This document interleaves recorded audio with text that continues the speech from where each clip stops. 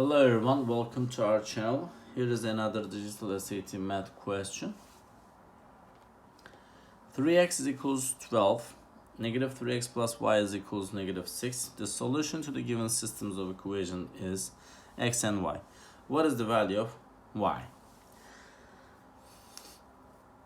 In this one, if this 3x is equals to 12, so to get the value of x, and what you're gonna do, 3x is 12.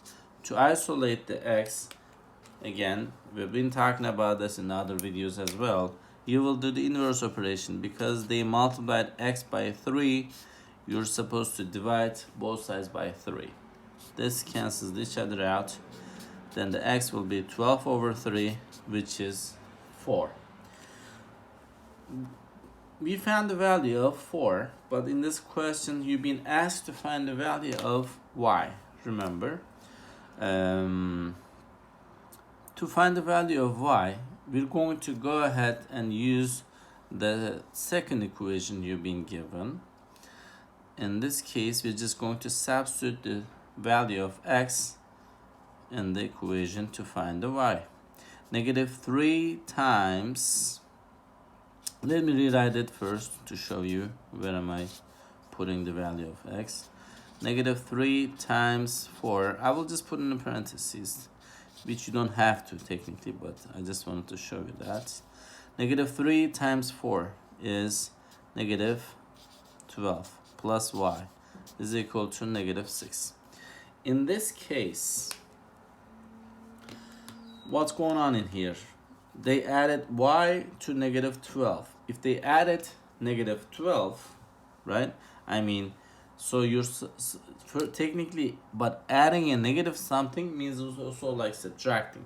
So we are going to do inverse operation. We're just going to add 12 to both sides to get rid of this negative 12 to isolate the value of y.